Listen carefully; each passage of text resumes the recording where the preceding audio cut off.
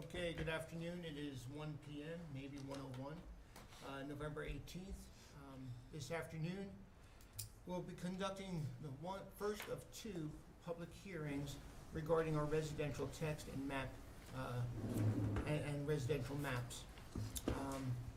We have had three work sessions,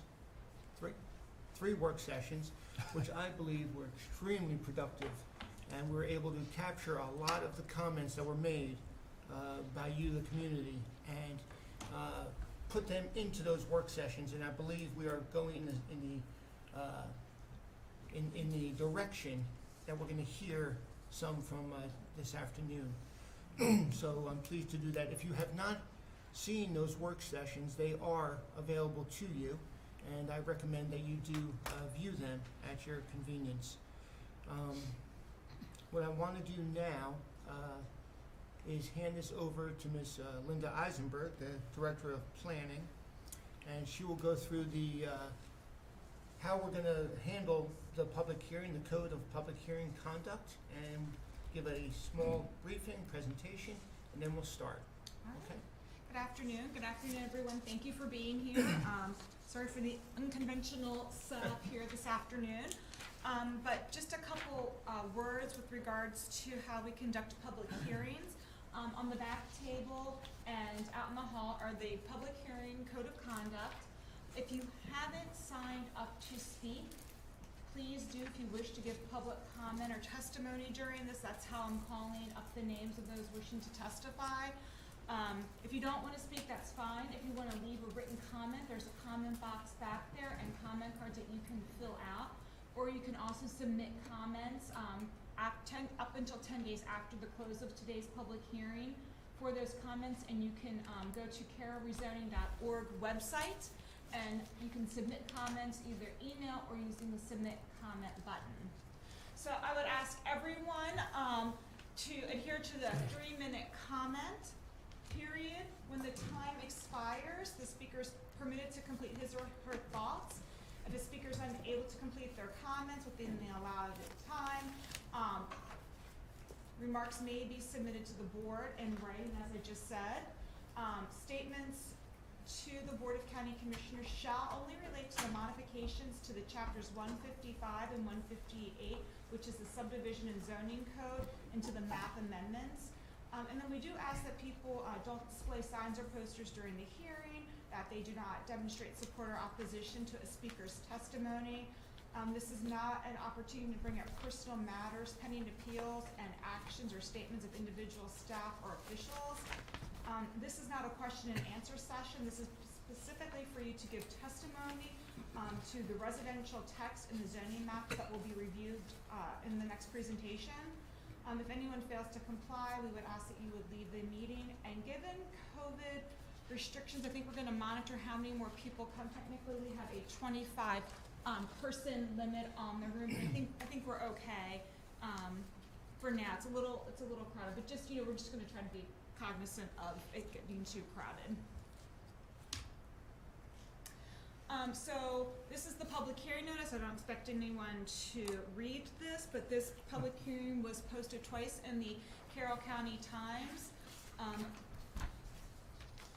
for the time and the place of the public hearing. This has also been sent out in press releases and email chains as well, going out to the public to notify everyone of the hearing, as well as the properties themselves posted with physical signage.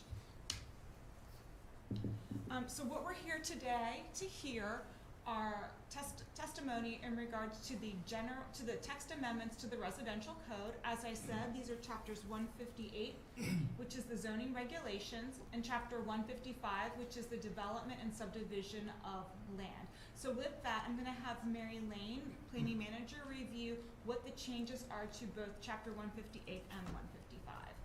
Thank you. The first set of changes are to the definitions, pages 1 through 5.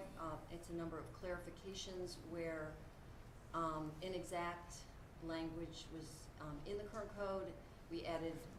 What's added is to accommodate new uses. It's been modified where updates were necessary. Certain definitions have been relocated to more appropriate sections, and certain have been deleted when obsolete or unnecessary. We have also, in this proposed code, changed the purposes of the 4 residential districts to make them consistent with land use definitions in the adopted plans. No new districts were created. And just to note, all of this is posted on our website, as well as we do have some copies, not enough for everyone here, but there's about a 100+ page document in the back if you want to thumb through that, has all of the detailed information written out for the text and has the mapping information and staff reports as well. But again, all of this is posted on carrollrezoning.org if you'd like to review it there as well. And at this point, none of the changes that the commissioners made in the 3 work sessions have been incorporated into those books. Those were printed previously, and what was posted for the hearing was the original recommendation of the Planning Commission. Because no action's been taken by the board. So, regarding principal uses, they were relocated from individual districts and reformatted into a table of land uses. The significant changes include funeral establishments would no longer be permitted in any of the residential districts. Medical and dental centers are no longer permitted in the residential districts. Certain indoor and outdoor recreational facilities will now require conditional use approval that were permitted by right. Multi-family age-restricted housing is no longer allowed in the R40,000 and R20,000 districts, but existing uses are grandfathered. And I believe last is single-family and attached age-restricted housing developments, now renamed Retirement Village, is no longer allowed in the R40,000 district. So regarding accessory uses, they were relocated as the principal uses were from the individual districts to a new section that's applicable to all 4 residential districts. Significant changes include codifying the regulation of fowl as an accessory use and the exact number based on acreage, replacing the requirement for a public hearing with an affidavit signed by the applicant for family daycare and home occupations, codifying the regulation of private stables as an accessory use and the number of animals based on acreage, and private kennels, which is the keeping of more than 3 dogs accessory to a residence, would no longer be regulated as a zoning matter, making it solely an animal control responsibility. Regarding bulk requirements, which is yard and height requirements, again, these have been relocated from the individual districts to a new comprehensive section. Significant changes include reducing the density for retirement villages from 5.8 dwellings per acre to 3.5 dwellings per acre, with the possibility for more than 3.5 if a specific finding is made by the Planning Commission, and disallowing variances from minimum lot size for private schools. Regarding the zoning administrator variance process, it currently has percentage limitations on what may be approved, and it has requirement for a public hearing. This proposal removes the percentage limitations, and it changes the process that requires a public hearing to posting of the property and notification of adjoining property owners. But if a hearing is requested after these notifications by any member of the public, a public hearing will still be held. And last, the change to Chapter 155, Development and Subdivision of Land. The changes, other than a few technical changes, were regarding the cluster subdivision provisions. They were amended to remove the requirement for submittal of a conventional site plan on which to base maximum density for the cluster subdivision. Maximum density still may not exceed the maximum allowable density for the zoning district. It will now be calculated based on new site plan requirements such as on site plan requirements such as stormwater, open space roads, and also the new minimum lot size requirements. And that is a summary of the text. Okay, so now I'll review the summary of map request changes. So the purpose of these map amendments is to implement parts of the 2014 Carroll County Master Plan and the 2018 Freedom Community Comprehensive Plan. The zoning maps identified 3 zoning maps changing that incorporates 4 various properties. So this first map here, zoning map 73, the request is to change, if you can follow the cursor, the yellow area. The request is for it to be R20,000 as depicted on the map, and the red area, which is C2 as depicted on the map, from industrial, which would be a purple color. So this whole parcel was purple industrial on the top end and R20,000 on the bottom end. Now the request is for the remaining portion to be R20,000 and the commercial medium. Map 74 is the counterpart to this map, and that just shows the far eastern edge of that property known as the Beatty property. The next map that is requested being amended is zoning map 79, and that's for the two properties here. You can follow the arrow. It's the top corner property here along Ridge Road, and the adjoining property that is depicted also in yellow with a little bit of green. The request is to go from R40,000 to R20,000, and to move the conservation portion from the section where my arrow is over here to the other green section where the arrow is, and that comprises 17 acres moving to 12 acres. All of these properties are known as the Zabel properties. That is the review of what the testimony and the hearing is regarding today. Okay, thanks. And appreciation to, one, the two of you and our staff in getting us where we are today, along with the Planning and Zoning Commission. And I will share a small commercial for that because we are still looking for the high caliber community members to participate in the Planning and Zoning Commission. I appreciate you that are out here in the audience because of your interest in planning and zoning. So think about it. If you or know somebody, please look into it. It's a great opportunity to really shape us as Carroll County moving forward. This is, as you shared, this is not a question answer period. This is an opportunity for you to share with us your thoughts. We will capture your thoughts and hold on to them and work them through amongst us.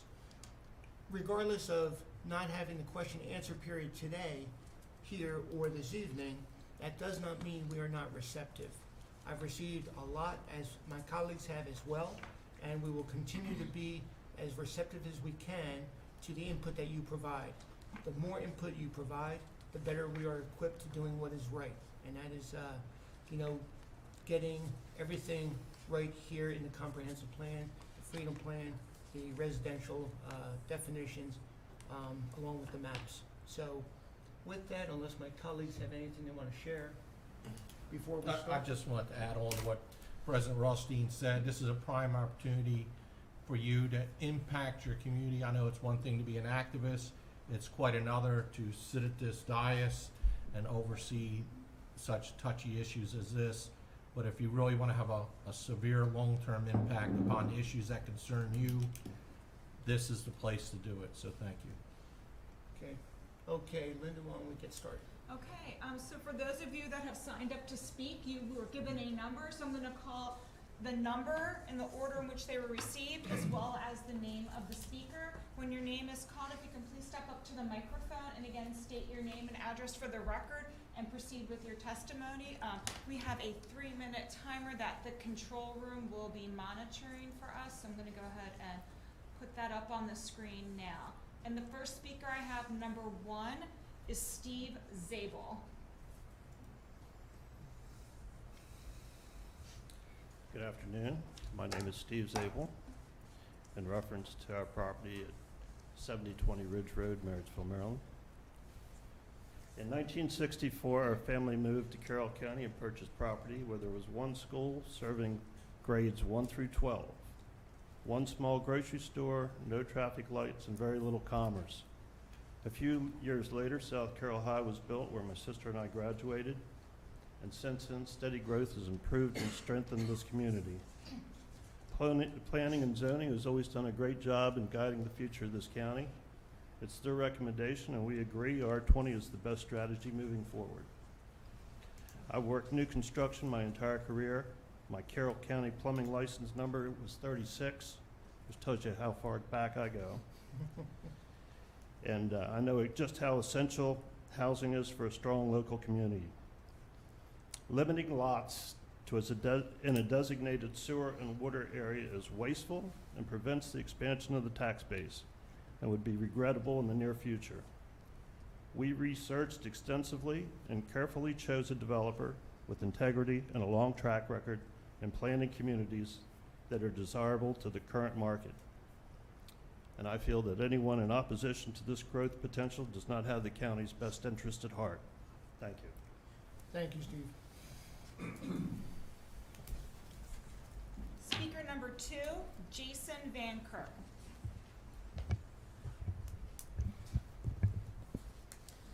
Jason Van Kirk, 5693 Trotter Road. Years ago, the county embarked on the general plan, comprehensive plan process. Significant engagement occurred with the Board of Commissioners finally passing a heavily amended plan in 2018. This plan had a lot of concessions and amendments to meet the needs of the constituents in the Freedom area. The plan also confirmed the county's decades-long process of designating a significant portion of the Freedom area as a growth area. Over many years, all of the county's residents contributed tax dollars that have funded water and sewer capacity for the purpose of generating economic growth in this area. These are the facts of what has occurred. More recently, county staff and the Planning Commission has recommended comprehensive zoning changes that support the years-long planning process that has resulted in the Freedom Plan.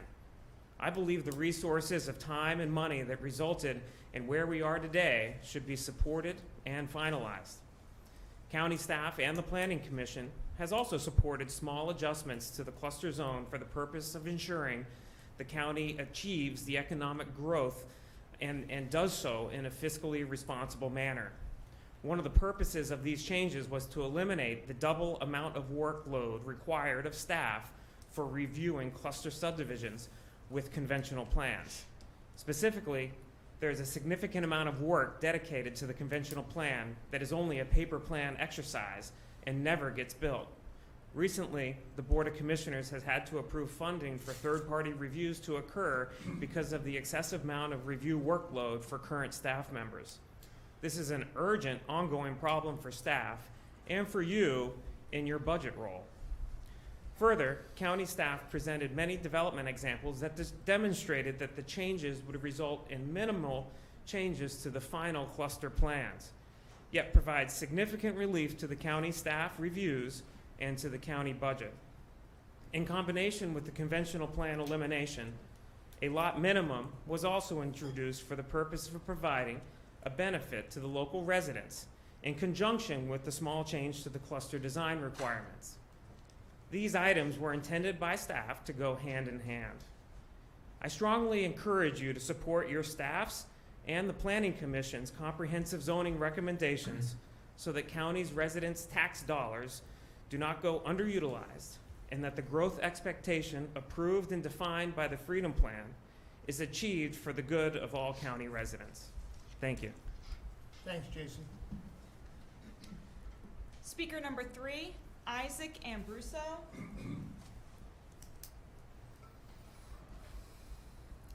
Good afternoon. My name is Isaac Ambruso, speaking on behalf of the Maryland Building Industry Association. I appreciate having the opportunity for me to come out here and address you all today. The amendment as proposed by the Planning Department staff will make the process of evaluating projects in Carroll County much more streamlined, more cost-effective, and create benefits directly to housing consumers. This amendment proposes eliminating the requirement to submit a conventional plan to determine the allowable density for a cluster design project, which is the main modality of design in Carroll County. The requirement for the submittal of this plan doubles the resources that the county expends in evaluating cluster design, since it requires the evaluation of 2 separate plans, one of which will not be built. The edits to this residential text amendment would streamline this process by creating a standard calculation for the determination of the allowable density of the projects. This saves the county considerable time and resources and results in a quicker development process, all of which translates into savings that can be passed on to consumers in Carroll County.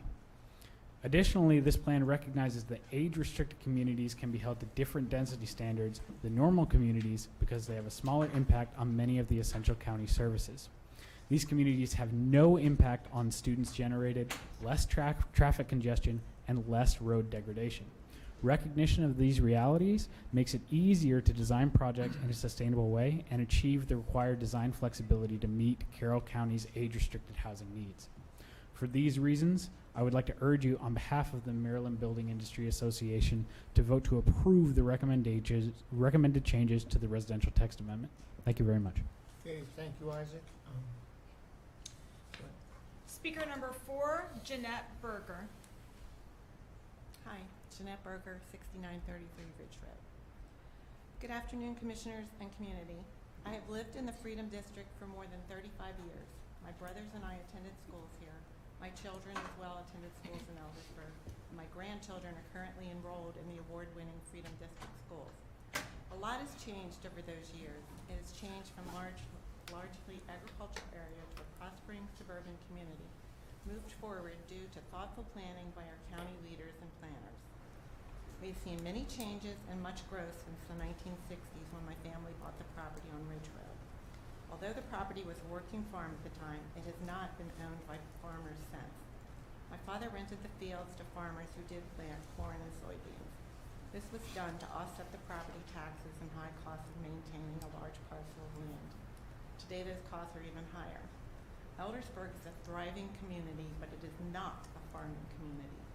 The land parcel in question has been projected to be converted to residential use in the Freedom Comprehensive Plan for decades. The supporting infrastructure is already in place because of good planning. The Freedom area is no longer a farming community. It is a prospering area with many positive benefits that we all enjoy. In order to have the best schools, well-maintained parks and infrastructures, attracting new retail stores and more new business opportunities, we must encourage working taxpayers to this area. I speak in support of the change to R20 zoning.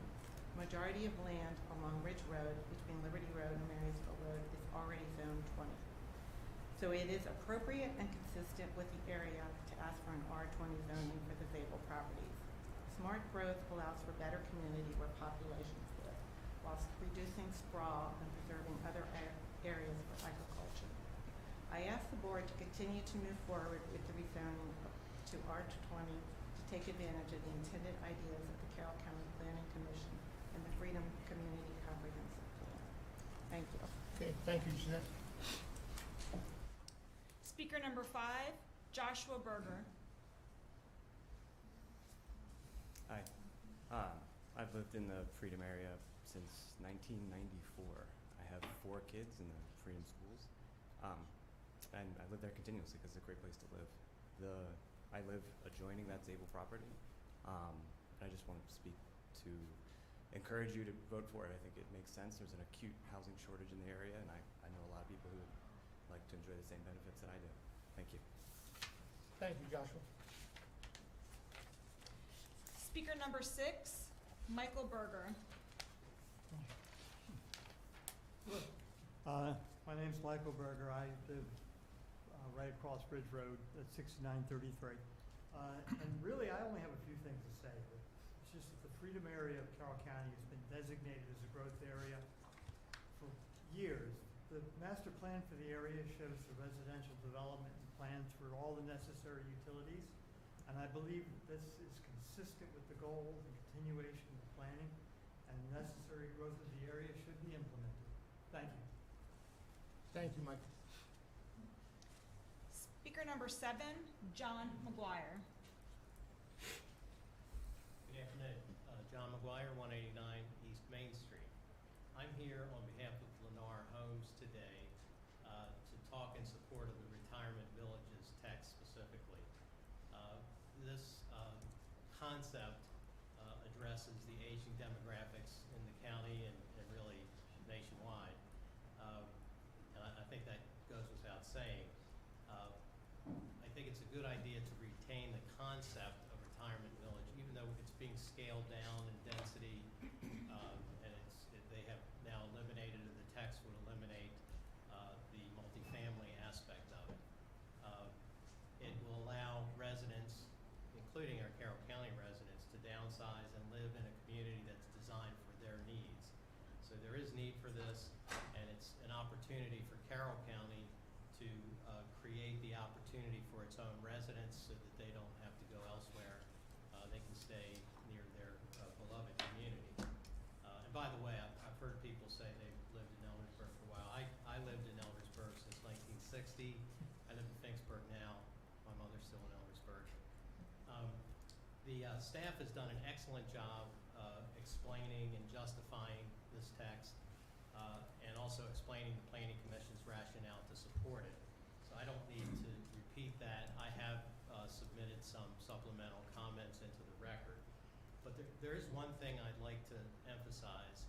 It seems as though the difference in mathematical density between 2 single-family units and 3.5 retirement units, it gets used by commentators as a distinction, but actually there's a rationale for it. It's in the master plan. The master plan created a blueprint to allow for 55 and over retirement communities at 3.5 units per acre for a reason. It's not enough to look at the mathematical difference.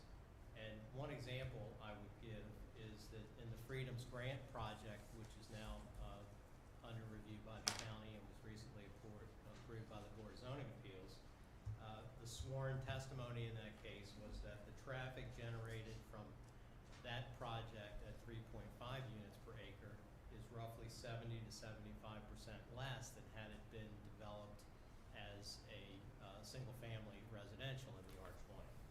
The water and sewer demand from these units is 50% less, and that's a number that the Carroll County Health Department uses, as well as MDE. There are no school children directly generated by these developments, so the impacts are much less, which goes to justify why the density really is comparable. In closing, again, I think this gives our parents, grandparents, aunts, uncles, ourselves a place to stay in the community and live in a quiet, peaceful, designed community for senior citizens. Thank you for your time. Thanks, John. Speaker number 8, Amelia Crouch. Hi, good afternoon. Amelia Crouch. I live on 2170 Morningwind Drive. I live adjacent to the Zabel properties. Just think about it. 65 miles per hour is what the crash on Marriottsville 2 was, a fatal injury in July of 2019. If you take those incidents on Marriottsville 2 and connect Forest Hill, Lazy Morning, connect it all the way through the Zabel property, all the way to Prothero, you're causing another throughput or throughway through Marriottsville 2. You're cutting out the Ridge Road corner. You're making that traffic come directly through the Forest Hill neighborhood. Take that 65 miles per hour and put that on Forest Hill. There's blind spots, there's dips in the road, and there's no sidewalks. There's 3 bus stops, 4 bus stops along the way. I have a 4-year-old and a 6-month-old. Do I really want them going out, riding their bikes, going on those roads where I know the volume potentially, even if you put 40 homes not through, the volume's going to increase. As soon as you get the throughput, the volume, there's already 60 houses back Forest Hill Road. You take that, you increase it, how are we going to be allowed to walk in our neighborhoods? We live in Carroll County for a reason. We want to be outside. We want to enjoy the outside, but it's not going to be safe for our children to be out there. Another point I want to make is we currently are not on the city well and sewage system. When you start digging up the property, I live completely adjacent to the property. What are you going to tell me that's going to happen to my water? What's going to happen to my well? What's going to happen to the quality of my water? Has anybody told me that? No. And so when you double the amount that is slated to be there now, how is that going to affect me? How is that going to change the way currently my family lives where we live? And then another thing to note, my husband currently works for the roads department here at Carroll County. We support the Carroll County government. We live and breathe it. I am home alone when it's snowing all day long, and he is out there plowing days after days after days. Is our roads department prepared to handle this much more volume and handle these roads that are coming through, to handle the storm damage? We've had these crazy storms, over the past couple weeks with the winds and everything. Are we prepared to handle this increase of volume? So I am not in favor of the Zabel rezoning, and thank you. Thank you, Amelia. Speaker number 9, Ashley Conley. name is Ashley Conley. I live at 7304 Falling Leaves Court, which is essentially adjacent to the proposed new road that Prothero goes through. And as you can see from various people, this is a very emotional thing for us based on where we live. And I brought the letter because I think that the rezoning of this property, for which we are vehemently opposed, is actually in opposition to the values that you have on the side of this letter, being quality of life and preservation. I understand economic development. I understand that there are going to be homes built on that property. What I can't comprehend and understand is why it has to double in size and therefore the road has to be put through. There's a magnificent buck that walks through that land. You'll destroy his home. There are bald eagles that feed in those woods. You will take away their prime feeding spots. My children played in those woods during COVID. They discovered the woods. They discovered being outside, as well as every other child on our street. We will lose that. We will lose the nice, quiet area that we have back on Falling Leaves Court just for some extra houses. We understand building is gonna happen. We're not opposed to that. We're opposed to doubling the number of homes and putting the through street. Thank you. Thank you, Ashley. Speaker number 10, Heather McGarity. Hi, my name is Heather McGarity, and I am located on Shaylin Drive, which is the Stratton Woods development. I just want to say that I am opposed to the redistricting. I would like to reiterate everything that the past two speakers had said, and just kind of add to it in my personal opinion. I know that my children cross Ridge Road right near the Marysville Road number 2 and Ridge Road intersection to get on the bus. Through the years, I've witnessed multiple people drive straight through. It is dangerous. So that's my personal, I've also been rear-ended on Marysville Road number 2. So it's just, there's a lot of traffic going through there right now. And when I looked at the Freedom Plan, the last feasibility study was completed in 2015. With the amount of growth this area has seen within the past 6 years, relying on a study from 2015 to make changes moving forward would not be responsible. I question if a study included the intersection of Marysville Road number 2, Sunset Road, and Ridge Road, and considered it a key intersection within the county. It is heavily commuted to. People access Route 70 and Marysville Road through there. Intentionally increasing traffic along these roadways by directing the new development onto Marysville Road number 2 through Prothero and moving Ridge Road is a major concern. The current plan is to reroute Ridge Road at the top of my development, connecting Ridge Road to Marysville Road number 2 through the backyards, and I'm saying literally through the backyards of everybody on my side of the street, along with those situated on Marysville Road number 2. So now we're increasing traffic, moving the roadway to where our pets and children and everybody play in the backyards. It just doesn't make viable sense to me. And then I also wanted to say that when I looked at the public services portion of the Freedom Plan, and I'm paraphrasing, says that we will continue to provide a high level of facilities to ensure that new development initiatives do not overburden existing public infrastructure. With the schools in the southern area of the county already being at approaching 100% capacity, and no redistricting plan, and no new school development plan for the southern area, I just don't think that the population increase right now is well planned out for the future. Does the county have the CIP funds to provide adequate and appropriate public facilities, services, and needs to these portion of the county? What is the long-term plan investment of the county for EMS services to accommodate the increase in population? Are we pulling resources from other portions of the county to focus on this designated growth? And I will be very quick if I can just have a couple 30 more seconds. In closing, I just wanted to say that I have heard multiple times that this redistricting will create affordable housing, will increase housing, and will afford people entry-level buyers into the market.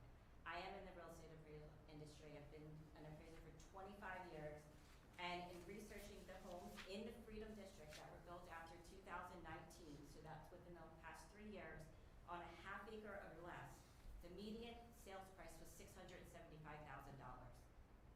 not entry level. These are not going to be entry level homes. So I really want everybody to really think about the impact that these properties will have.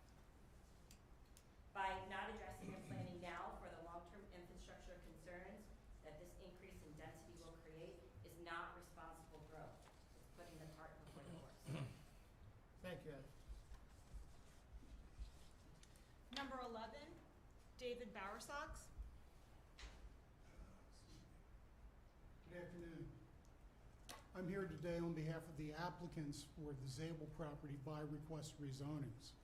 I think it's appropriate that we really get an understanding, keep our eyes on the ball of what this proceeding is about today and what the exercise going on right now is really all about.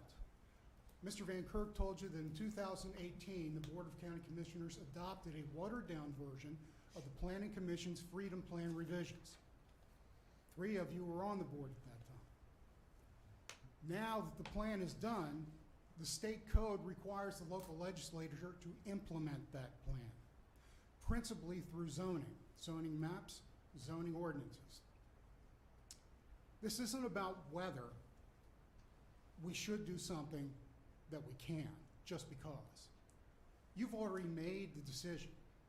When you adopted the Freedom Plan revised, you decided that medium-density residential was the appropriate land use designation for the Zabel properties. It's been done. We're not here to rewrite the plan. State code provides that that implementation shall be consistent. Mandatory language, shall be consistent with the plan. Zoning shall be consistent with the plan. The only zoning in Carroll County that is consistent with medium density residential is R20,000. We're not asking for anything special. We're asking that you do what presumably you're going to do and what state law says you have to do. And that is implement the plan through zoning consistent with the plan. The Zabel properties are an infill property. They're the definition of an infill property. They're an undeveloped hole in the middle of residentially zoned land that's been improved. To the north of the property is R20,000 zoning. The Zabel property originally was zoned R20,000 in 1965. There's been a lot of discussions at your work sessions and some today about adequate public facilities. Please remember, we're not here deciding on a development proposal. There's not a plan at this point. We're looking for zoning. We've talked about schools, transportation, water, sewer. The staff report that was prepared for you by Ms. Eisenberg and her staff, which I will commend in its thoroughness, addresses a number of things. Commissioner Wantz, you indicated an interest in public safety. If you look at pages 18 and 20 of the 2 staff reports for these properties, you'll see that both fire and EMS response are well within the adequate range. When this property is set for development, they're going to come in, get the numbers, objective data about what the impact from the new development will be, and they'll test it against your concurrency management ordinance. If it's not adequate, they don't build. The same for schools. The schools, on pages 22 and 20 of the respective reports, are based on 2019 enrollment figures, which are likely to be higher than what the actual enrollments are now, indicate the current utilization of the 3 schools, elementary, middle, and high school, serving this site are adequate. Transportation, major road improvements at the site are part of the plan. We didn't propose them, we've inherited them. They were created decades ago. Decades ago. We didn't design them, but we recognize that if the property develops, there will be some responsibility on the owners and developers to fund them. Can you afford to go and build those now? Without zoning that allows someone to make enough out of the project to fund that kind of intense road construction, it may not get built. Please finish up. So, as I said before, this isn't a development proposal. The Zabel family is not asking you to give them any preferential treatment. They did not propose these zoning district lines. That's what happened in your plan that you adopted in 2018. They're merely asking that you do what state law obligates you to do and to zone their property consistent with a plan that you adopted. Thank you. Okay, thank you. Thank you, David. Speaker number 12, Gary Wyndham.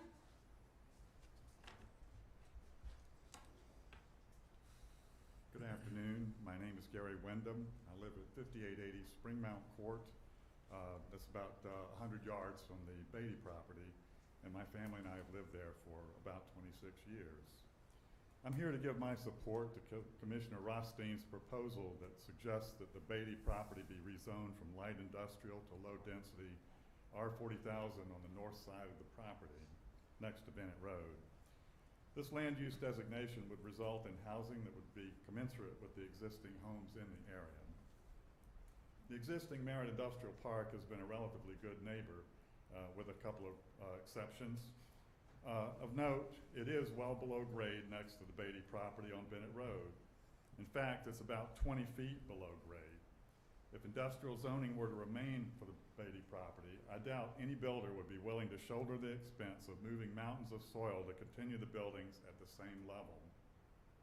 Even if they did, extending the industrial park would clearly have a strong negative impact on the property owners nearby, like us. The R40,000 proposal is sound and supportable. It is exactly what my neighbors have told me they would like to have. I strongly urge the commissioners to approve of the Rothstein plan. Thank you very much. Okay, thank you. Speaker number 13, Krista Morinelli.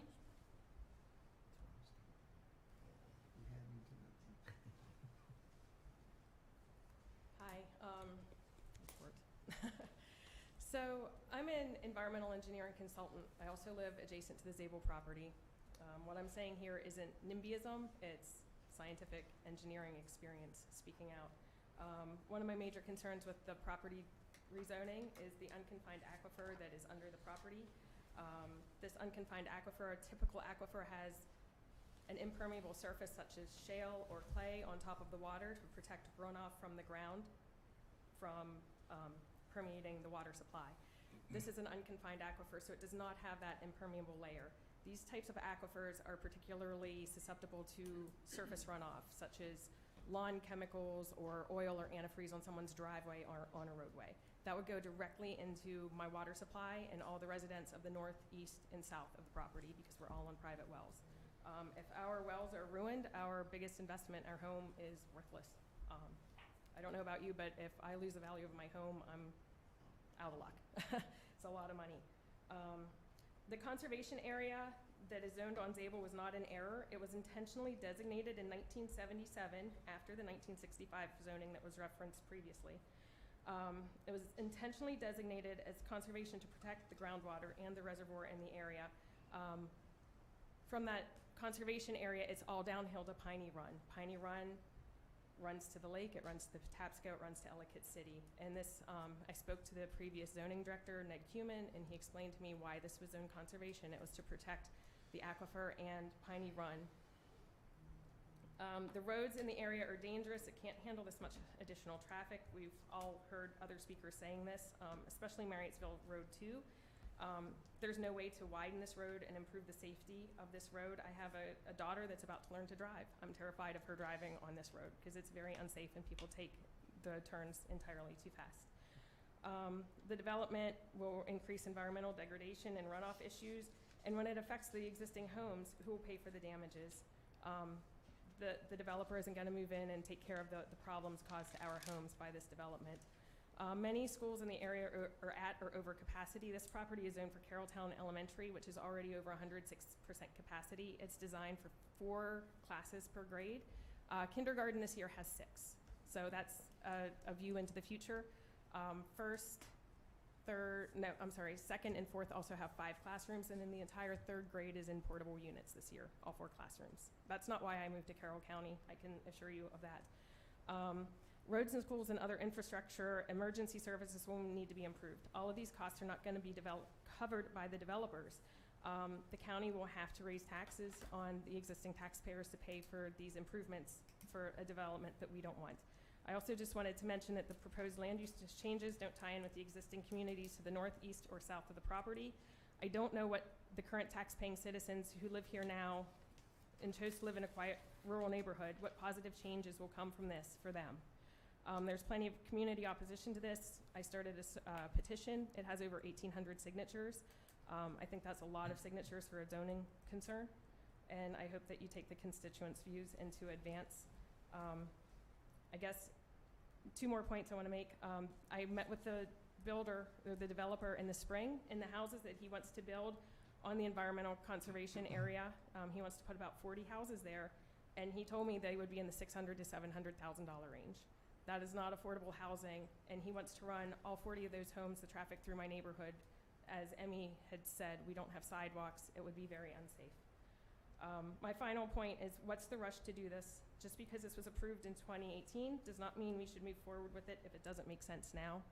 And please consider the existing citizens when you make this decision, because it does affect the whole county. Thank you. Thank you, Chris. And the final speaker, number 14, Katie Garrity.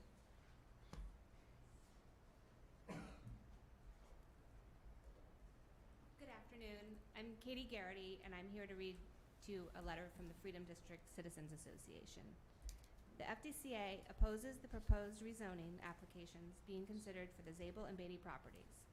The FDCA is not against further growth and long-term build-out of the remaining undeveloped parcels in the designated growth area. However, we believe that these 2 properties were approved in the 2018 Freedom Plan with higher density, in part by reallocating sewer capacity away from existing residents on septic systems.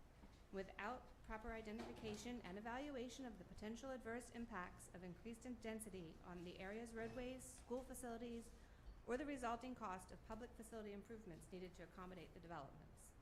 Thus, regarding the Zabel property rezoning, the FDCA supports the adjacent community's opposition to the rezoning based on their concerns regarding inadequate roadway capacity and road safety concerns, lack of school capacity, and changing the size and location of the conservation area. Also, we support the community's concerns about contamination of the unconfined aquifer that provides adjacent residents with well water, but it is not subject to county regulation.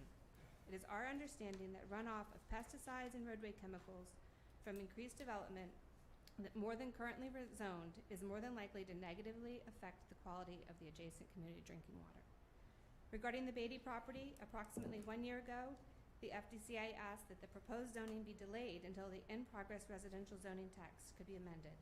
At the time, we understood that it was the hope of the community that a way could be found to consider all of the Beatty ownership as one coordinated plan, to provide an opportunity for a mixture of land uses that was thought the Beatty family was seeking, rather than a piecemeal rezoning approach that might not be as well planned.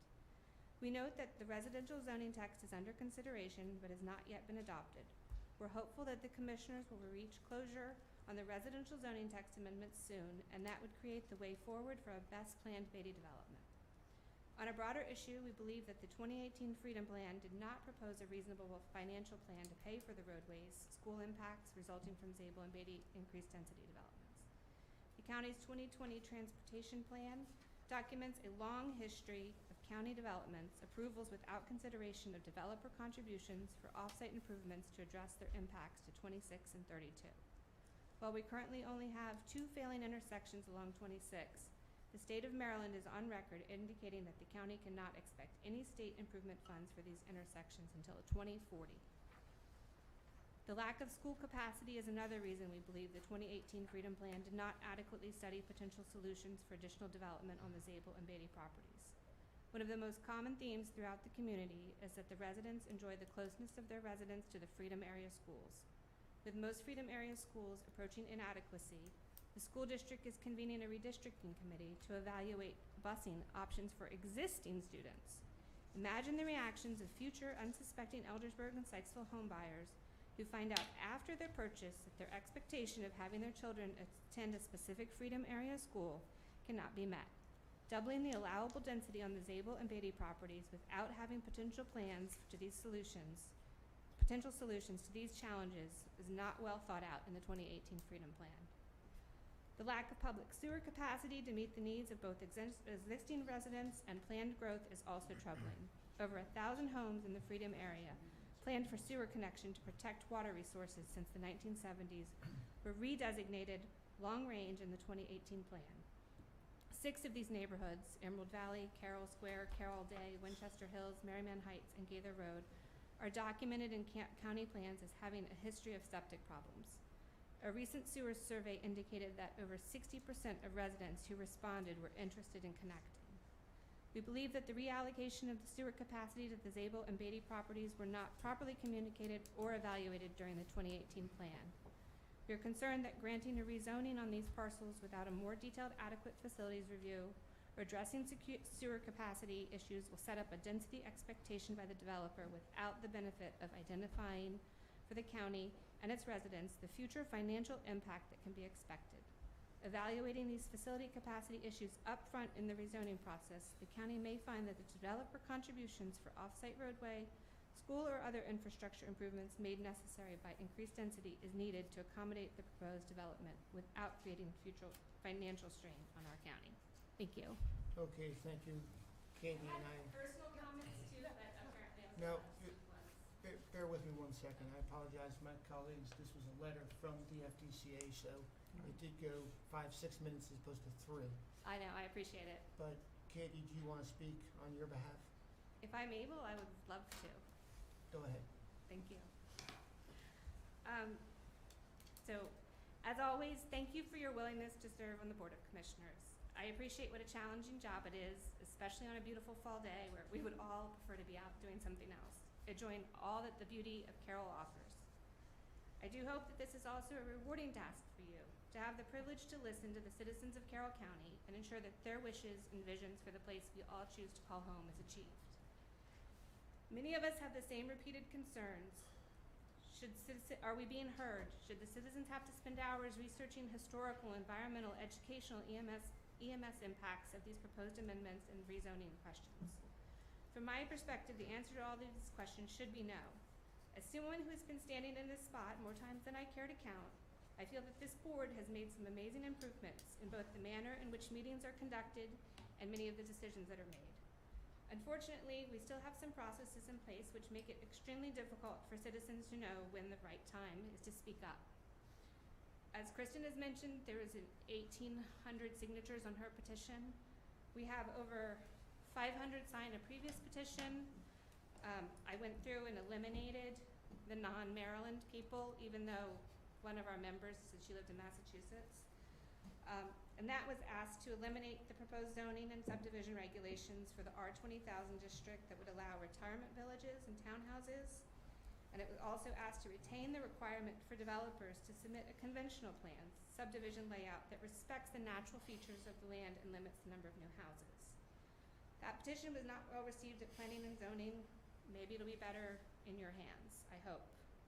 I want to ask you to consider what you hear today, but mostly consider this question: how these proposed amendments and rezoning make Carroll a better place for its citizens.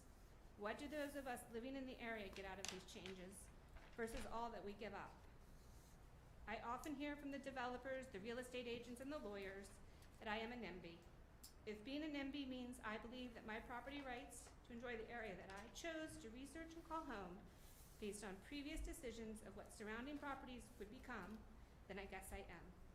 I ask that you approach this as if this were your backyard, your child or grandchild's school, your team navigating the roads, and your commute that is impacted. Whatever Carroll may gain from these changes, is it worth it? Thank you. Thank you, Katie. Linda? One other speaker came in, number 15, Tom Hughes. Good afternoon, Commissioners. My name is Thomas Hughes. I'm a resident in Jenna Estates, and I currently live at 7314 Falling Leaves Court, which backs up to the backside of the Zabel property. I emailed each of you today a letter that I wrote a while back. For some reason, I didn't send it in, but I sent it in today, so I'd just like to read it. I'm writing this letter regarding the proposed zoning and development of the Zabel property, which backs to our neighborhood, Jenna Estates. Having lived in Carroll County for 17 years, I have come to really love this area. However, over the last couple of years, I've noticed a trend in unwanted zoning and development, which is concerning for me and my family. My wife and I decided to move to Carroll County to raise a family and not be surrounded by overdevelopment. However, the proximity to the state park and the openness of the Marriottsville area intrigued us. The affordability of homes, great schools, small town feel was another reason we decided to set roots in this area.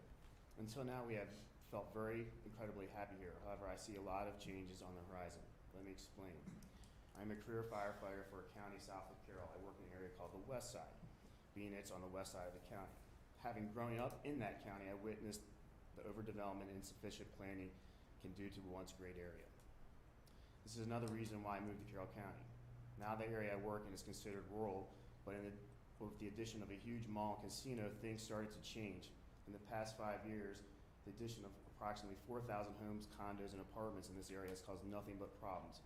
In addition to this development, the federal government decision to reline a prominent base for BRAC has caused additional traffic and headaches.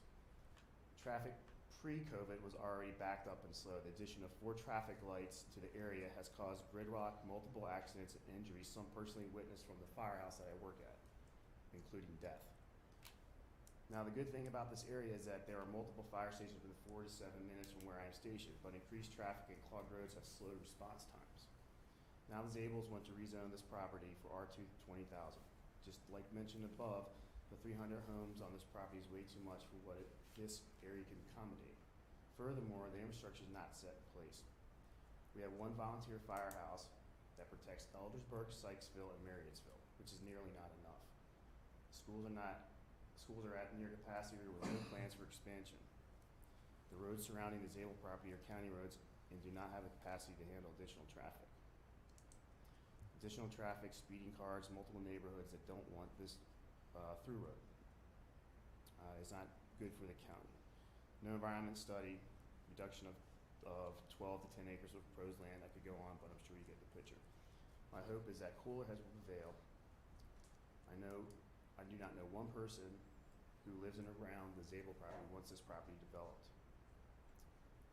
If the planned development is set in place, our once quiet and beautiful landscape will turn into what I described in this letter, unwanted development and the lack of unhappy citizens in Carroll County. Thank you for your time, folks. Thank you, Thomas, and we did receive your letter, just like with FDCA. Linda? That concludes the speakers that we have signed up for this session. Okay. So prior to closing, as I mentioned, appreciate all the comments. Intent is to capture them. This is also available as it's being videoed, so for us to re-look if we didn't take the comments that we wanted and review what was been said. This evening will be virtual. Those that have made comments this afternoon do not need to present again this evening. To attend and listen, that's fine, but we captured the comments you made. I cannot say do not, but, you know, just in best interest, I don't believe it's as necessary or necessary for you to participate with more comments. And with that said, anything else, Linda, that I need? Yeah, that's it. 7 o'clock virtual Yes. this evening? Roberta, anything? I guess we just need to recess till then. I need to like hit this thing? Okay, anything for the good of the group? Yes? Motion to recess till then. I'll thank everybody. Motion to recess. Okay, I got a motion second, all in favor? Aye.